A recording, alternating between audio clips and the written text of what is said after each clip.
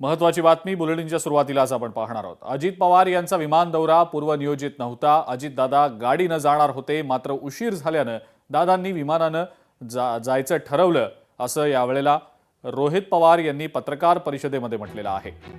अनेक मुद्द्यांवरनं त्यांनी घातपात असल्याची शंका देखील व्यक्त केलेली आहे। पत्रकार परिषदेमध्ये रोहित पवारांनी काही गंभीर स्वरूपाचे आरोप केलेत, काही दावे केलेत। रोहित पवारांनी अजित पवारांच्या अपघाताचा घटनाक्रमच सांगितला। काय नेमका हा घटनाक्रम होता, आपण सुरुवातीला त्यावर एक नजर टाकूया।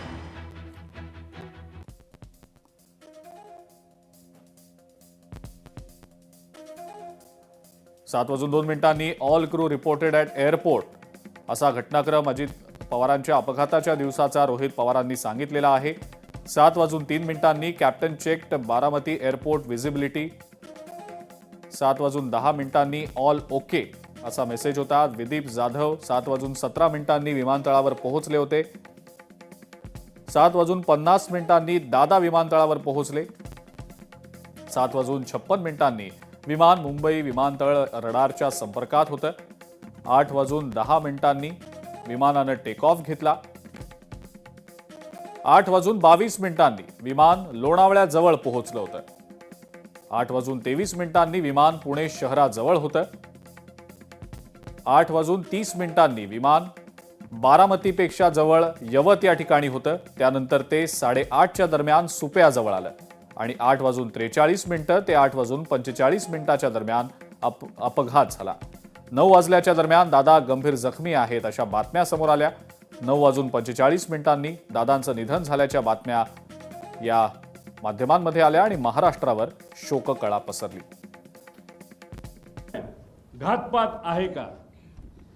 मला सुद्धा शंका आहे की कदाचित हे घातपात असू शकतं का, तर हे पुढच्या काही स्लाइड्समध्ये मी आपल्या सर्वांना सांगतो।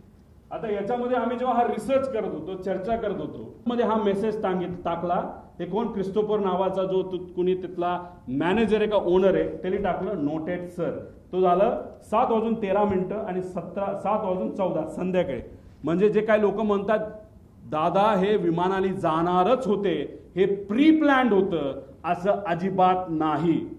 आदल्या दिवशी संध्याकाळी 27 तारखेला संध्याकाळी 7:13 वाजता ठरलं की अरे आता खूपच उशीर झालेला आहे, आता उद्या विमानाला गेल्याशिवाय गत्यंतर नाही, नाहीतर दादा गाडीली जे काय प्लॅनिंग केलं होतं, तुम्ही तिथला सीसीटीव्ही बघा देवगिरीचा, तिथं तुम्हाला दिसेल सगळ्या गाडी या लाईनीमध्ये लागल्या होत्या। दादाचा अंदाज होता 5, 5:30 ते 6 पर्यंत आपल्याला गाडीली पुण्यापर्यंत जायचं। अजित पवारांच्या अपघातासंदर्भात समोर आलेल्या माहितीवर आता रोहित पवारांनी थेट शंका व्यक्त केलेली आहे। अजितदादांचा अपघात हा अपघात नव्हता, तो घातपात आहे असं आपल्याला वाटतं, असं वक्तव्य यावेळेला रोहित पवारांनी केलं।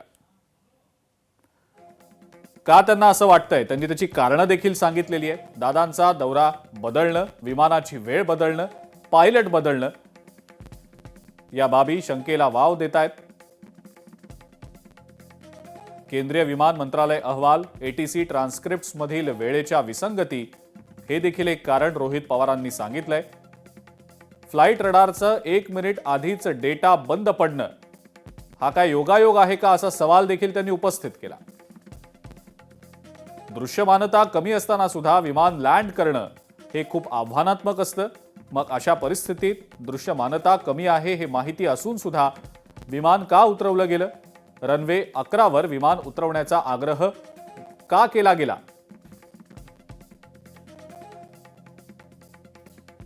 आधीच विमान कमी उंचीवर आणलं जाणं हे नक्कीच संशयास्पात्र असल्याचं रोहित पवार म्हणतात।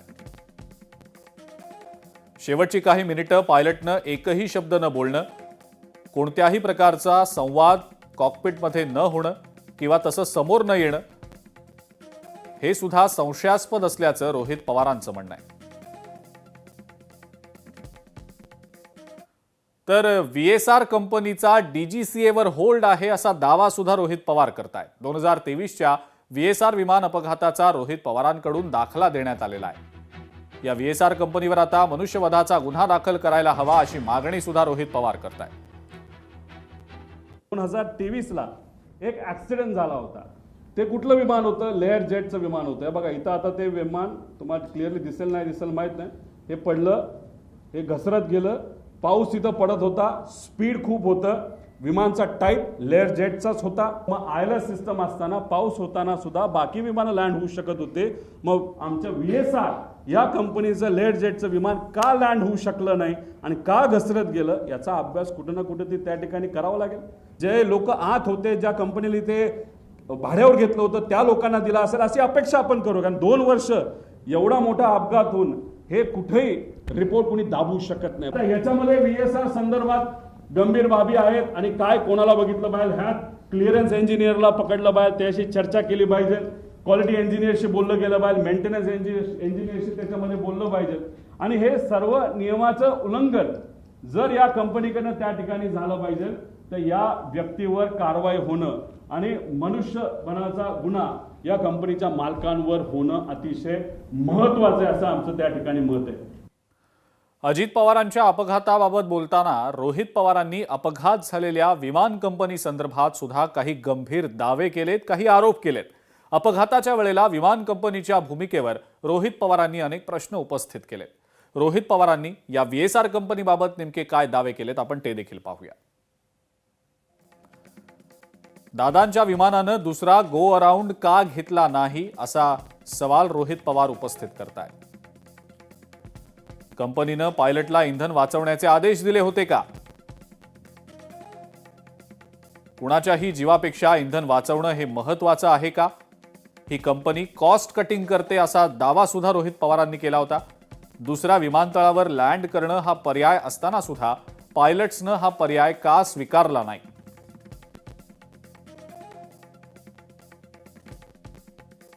दुसऱ्या विमानतळावर विमान लँड केलं असतं तर त्यांचं 10 लाख रुपयांचं भाडं बुडालं असतं असा दावा सुद्धा रोहित पवार करतायत. आणि म्हणूनच इथंच विमान उतरवण्याचा प्रयत्न केला गेला का असा सवाल देखील त्यांनी आता उपस्थित केलाय.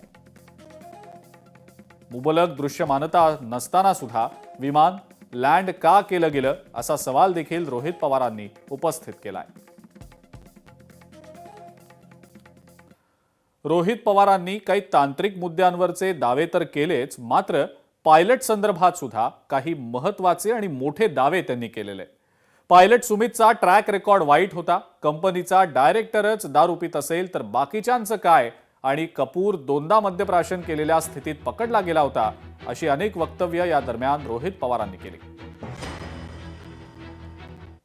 म्हणलं होतं की कपूर हे हाँगकाँगवरनं आले होते, मग ते खरंच आले होते का इंटरनॅशनल फ्लाईटवरनं हे सुद्धा बघण्याची जरूरत आहे. कारण इंटरनॅशनल फ्लाईटवरनं जर एक व्यक्ती ज्याला दारू प्यायची खूप सवय असं ऐकलं होतं आणि पुढेही काही पुरावे त्याच्यामध्ये आहे, मग इंटरनॅशनल फ्लाईटवर दारू दिली जाते, मग तो पिऊन आला होता का, अशा सगळ्या गोष्टी बघण्याची जरूरत आहे. तो तिथं गेला, मला जे कळालंय तिथं गेल्यानंतर दुर्दैव असं त्यांनी इतकी दारू पिली का काहीतरी असं मला कळालंय. हे क्रॉस व्हेरीफाय करावं लागेल की त्यांना ट्रेनिंगला जाता आलं नाही. हे रिपोर्ट आता आपल्याला काढावं लागतील, खरंच हे घडलं होतं का. 8:27 एअरक्राफ्ट करून रनवे 29ची परवानगी मागण्यात आली, म्हणजे परफेक्ट फ्लॅट आहे. जसं तुम्ही 2023 ऍक्सिडेंट बघितला तर नुसतं घासत गेलं होतं, अशी कदाचित घटना घडू शकली असते, दादा जिवंत असू शकले असते. 29 नंबरची परवानगी तिथं ATC कडनं घेतली होती, ATCने ती परवानगी दिली आणि 2 मिनिटांनंतर एअरक्राफ्ट करून रनवे 11ची परत परवानगी मागितली. का, कशामुळे, काय कारण, प्रश्नच आहे. म्हणजे सोपं सोडून अवघड कशाला घ्यायचं. आता इथं ही जी कोणी व्यक्ती आहे हँडलर ॲरोचा, तो काय म्हणतो, captain checking visibility at Baramati 7:03 all okay sir 7:10. म्हणजे काय, विजिबिलिटी इज ओके. मग आता ॲरोला पकडायला काय कारण आहे, ॲरोली खोटी माहिती का दिली. साधा प्रश्न आहे. 8:30 वाजता जर विजिबिलिटी 3 किलोमीटर असेल तर सकाळच्या वेळेस 7 वाजता विजिबिलिटी कमी असेल का जास्त असेल, दुःख जास्तच असेल ना. मग हा महाशय 7:10 म्हणतो ऑल ओके सर, म्हणजे visibility is okay, okay to take off. म्हणजे ह्या व्यक्तीने सुद्धा ऑफिसमध्ये जिथं डायरेक्टर, महाराष्ट्राचा डायरेक्टर एव्हिएशनचा ज्या ग्रुपमध्ये, त्या ग्रुपमध्ये हे महाशय म्हणतात all okay, visibility is fine. मग ॲरोला पण जबाबदार धरायला काय कारण आहे, धरायलाच पाहिजे. त्यामुळे हे सगळे विषय आहेत. त्यामुळे इथं मोठा रूलचा डिफिशिएट आहे. मग या पायलटला माहित होतं विजिबिलिटी नाही, तरी तो हिरोगिरी करायला का गेला, मुद्दामून गेला का, त्याच्यावर कुठलं प्रेशर होतं का वेगळंच काय कारण आहे आणि कदाचित त्याच्या मनामध्ये ही घटना घडवायचीच होती अशी होते का, असे प्रश्न आम्हाला तिथं उद्भवतात. पुढच्या काय गोष्टी बघितल्यानंतर तुम्हाला त्या गोष्टी खऱ्या वाटतील. आता एक बडा नेता जो सांत्वन करण्यासाठी घरी आला होता त्यांनी सांगितलं, हाच महाशय माझं सुद्धा विमान हेच VSR कंपनीचं हे नांदेडला हे घेऊन चालले होते आणि ज्या पद्धतीने त्या कपूरली लँडिंग केली त्याच्यावरनं मी VSRला कंप्लेंट केलेली. हा मोठा नेता कोण, नांदेडला कधी गेला होता, खरंच त्यांनी कंप्लेंट केली का, हे आपल्याला त्याच्यामध्ये बघावं लागेल. सत्तेतला एक मोठा नेता त्याच्यामध्ये आहे. त्यानंतर पत्रकार परिषदेच्या माध्यमातून रोहित पवारांनी VSR कंपनीवर आरोप केलेत आणि VSR कंपनीनं झालेले आरोप फेटाळल्याची माहिती लोकशाही मराठीला सूत्रांकडून मिळालेली आहे. रोहित पवार यांनी पत्रकार परिषदेमध्ये VSR कंपनीच्या संदर्भात काही थेट आणि गंभीर स्वरूपाचे आरोप केलेत. VSR कंपनीकडून आता हे आरोप फेटाळून लावल्याची माहिती लोकशाही मराठीला सूत्रांकडून मिळालेली आहे. रोहित पवारांनी पत्रकार परिषदेमध्ये अजित पवारांच्या अपघाताबाबत काही गंभीर प्रश्न उपस्थित केले. या विमान अपघातामध्ये तांत्रिक अडचणींचा संशय सुद्धा रोहित पवारांनी व्यक्त केलाय. काय नेमके सवाल त्यांनी उपस्थित केलेत आपण ते देखील पाहूया. विमानामध्ये काय बिघाड झाला होता, मेकॅनिकल फेल्युअर झालं असेल का, हा पहिला प्रश्न रोहित पवारांनी उपस्थित केलेला. नंतरचा काय प्रश्न बघूया.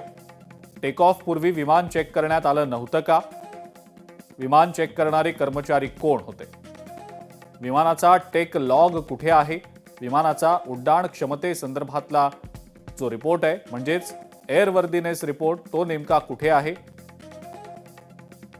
विमानाचा रुटीन मेंटेनन्स झाला नव्हता का, तो कोणी केला होता का, हँगरमधलं CCTV फुटेज नेमकं कुठे आहे, विमानाचं हेवी मेंटेनन्स नेमकं केव्हा झालं होतं, त्याचा कोणता रिपोर्ट समोर आलाय का, असे काही प्रश्न रोहित पवार यांनी उपस्थित केलेले आहेत. बारामतीतल्या रनवे 11 संदर्भात सुद्धा त्यांनी काही सवाल उपस्थित केले, काही माहिती दिली. ग्राफिक्सच्या माध्यमातून आपण ते देखील जाणून घेऊया. रनवे 11 वर दरीसारखा थोडा खोलगट भाग आहे. जवळपास रनवे शेजारी 70 ते 100 फूट दरी आहे.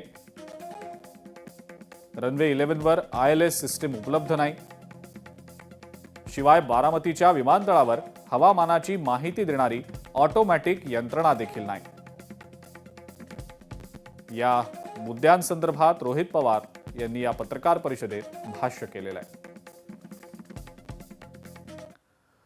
ज्या वेळेला एखादा अपघात घडण्याची शक्यता असते किंवा कठीण प्रसंग ओढवत असतो त्यावेळेला कॉकपिटमध्ये असलेल्या वैमानिकांकडनं मेडे मेडे नावाचा एक कोडवर्ड जो आहे तो एअर ट्रॅफिक कंट्रोलला पाठवला जात असतो. मात्र मेडे मेडे हे न बोलता ओ शिट असं 2-3दा बोललं गेल्याचं रोहित पवार पत्रकार परिषदेत म्हणाले.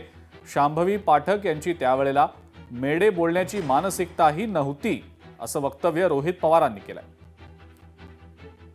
ब्लॅक बॉक्स मधून माहिती आणणं हे महत्वाचं आहे. ही नॅचरल रिॲक्शन होती, ओ शिट तिथं मेडे मेडे बोलावं लागतं. पण मेडे मेडे बोलण्याची सुद्धा मानसिकता त्या मॅडमची नव्हती का, कारण का त्यांना या गोष्टीचं कदाचित काहीच माहीत नव्हतं. जेव्हा विमान हाताबाहेर गेलं, नाहीतर तिथं एक सर्किट ब्रेकर नावाचा एक बटन असतं, ते जर बटन बंद केलं तर विमानाच्या सगळ्या गोष्टी बंद होतात आणि विमान ज्या पद्धतीने एखादी बाटली आपण असं फेकू त्या पद्धतीने ते तिथं पडतं, जे तिथं पडताना आपण सगळ्यांनी बघितलेलं आहे. आणि त्यानंतर 11 सेकंद नाही तर 8 सेकंद नंतर हे क्रॅश झालेलं आहे. म्हणजे 8 सेकंदाचा त्याच्यामध्ये गॅप आहे. पूर्व विदर्भातला एक नेता दादांना भेटणार होता. या पूर्व विदर्भातल्या नेत्यामुळे दादांना उशीर झाला का असा सवाल सुद्धा रोहित पवारांनी आता उपस्थित केलाय. पूर्व विदर्भातील एक कुठले तरी नेते हे मोबाईल चेक करा दादांचे, नाही तर लँडलाईनवर कोणाचा फोन होता काय होता मला माहित नाही, पण मला जे कळालेलं आहे सही करावीच लागते. फार महत्वाची फाईल आहे आणि मग ती फाईल कुठे हे जेव्हा बघितलं गेलं ती फाईल घरी नव्हती. ती फाईल मंत्रालयाच्या कार्यालयामध्ये होती दादांच्या. दादा कुठलीच फाईल मोकळी ठेवत नाही, पण अचानक ती फाईल तिथं होती. ती दादानी बोलवली बोलवण्यात येण्यात मुंबईचं संध्याकाळचं ट्रॅफिक तुम्हाला माहिती आहे. ती फाईल पोहोचूस तर वेळ गेला. वेळ गेल्यानंतर ती फाईल आली. पण एक मोठा नेता आपल्या पक्षाचं बोलत असेल तर सही तर करावीच लागेल. आणि मग दादानी ती सही केली. ती फाईल यूज तर सही करूस तर त्याच्यामध्ये दुर्दैवाने त्या ठिकाणी वेळ गेला. लोकशाही मराठी ऐका, पहा, जागरूक रहा.